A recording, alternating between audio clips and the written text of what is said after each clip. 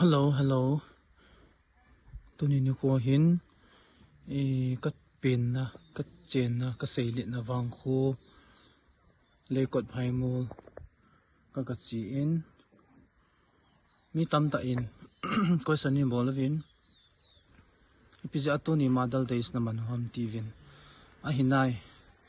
last Sunday สุหิตาอินหิสงเละแกยงคุสงก็เบะป่วยนูเตหอินที่หอยคุลิงwoman is a director ama hi an dei than ji wa chu hichini khwa cha ma on lo je a chu tuni ni khu hi a on thading je a chu 17 ni tu nya hi kamanu hi in hichimang chung ka chi in thinghang melai chi hi kanu in melai bol hi in hachi melai hi vet hoi le jing in thinghang pa chi beloi che cho hi beloi kiti in beloi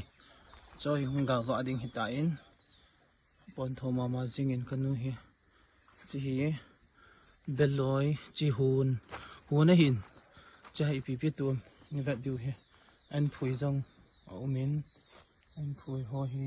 hoi thema ma jing e chi hi beloi le hi e chi hi beloi le chilanga ke khu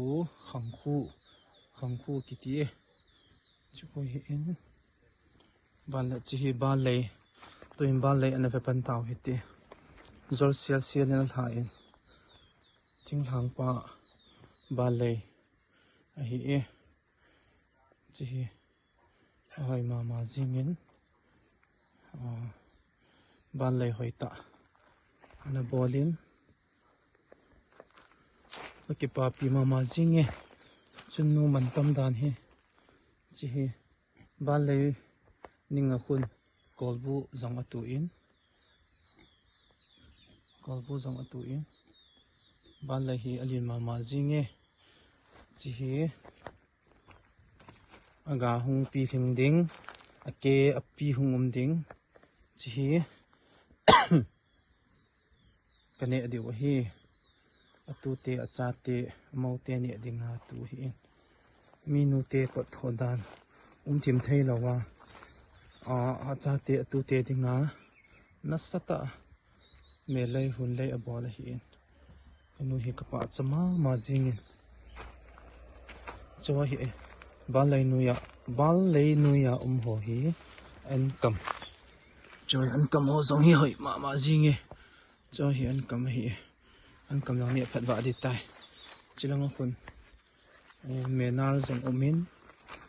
kanu hun lei chalin ma jing e chi hi in koma atu hi e chi ko phung la khun da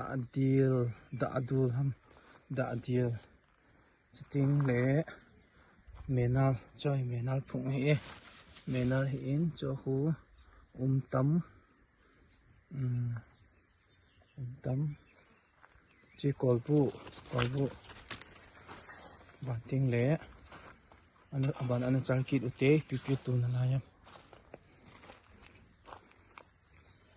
cho